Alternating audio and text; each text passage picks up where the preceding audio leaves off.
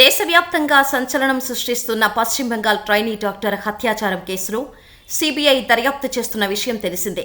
తాజాగా కేసు విచారణకు సంబంధించిన అప్డేట్స్ ను సుప్రీంకోర్టుకు సీబీఐ రిపోర్టు సమర్పించింది.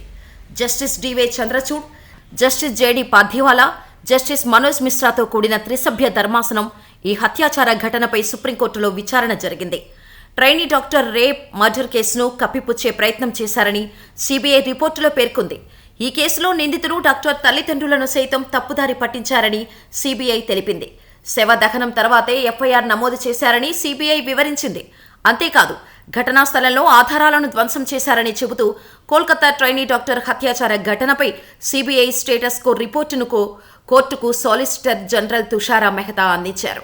ఈ సీబీఐ రిపోర్టును సీజేఐ డివై చంద్రచూడ్ త్రిసభ్య ధర్మాసనం పరిశీలించింది. సీబీఐ రిపోర్టును పరిశీలించిన అత్యున్నత ధర్మాసనం మృతురాలికి ఆగస్టు 9న సాయంత్రం 6:10 నుంచి 7:10 మధ్య పోస్టుమార్టం చేయడం చాలా ఆశ్చర్యంగా ఉందని, 9వ తేదీ సాయంత్రం 6:10 పోస్టుమార్టం నిర్వహించిన తర్వాత మృతదేహాన్ని అంత్యక్రియలకు కోసం రాత్రి 9 గంటలకు కుటుంబ సభ్యులకు అప్పగించారు. మరి అటువంటప్పుడు రాత్రి 11:30 పోలీస్ స్టేషన్లో వైద్యురాలిది అసహజ మరణమని ఎలా నిర్ధారించారు అని ధర్మాసనం ప్రశ్నించింది. ఈ ఘటనపై మొదటి ఎంట్రీని ఎంటర్ చేసిన కోల్కతా పోలీస్ అధికారి తదుపరి విచారణకు హాజరు కావాలని సుప్రీంకోర్టు ఆదేశించింది.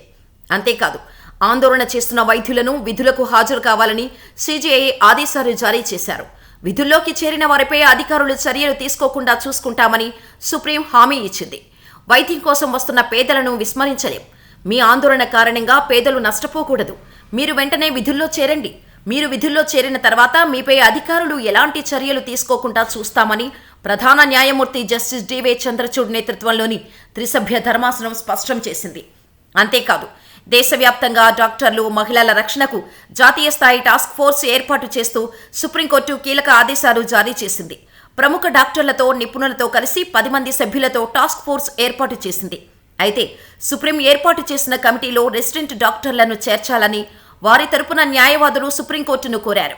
రెసిడెంట్ డాక్టర్ల సమస్యలను ఎన్డీఎఫ్ వింటుందని సీజేఐ భరోసా ఇచ్చారు. కాగా ఈ కేసును ఆగస్టు 20న సుమోటోగా స్వీకరించింది సుప్రీంకోర్టు. అనంతరం ఈ కేసుకు సంబంధించి వాదనలు వింటుండగా దీనిపై స్టేటస్ రిపోర్టు అందించాలని సీబీఐకి ఆదేశాలు జారీ చేసింది. ఆ వివరాల రిపోర్టును ఈ రోజు సమర్పించింది సీబీఐ.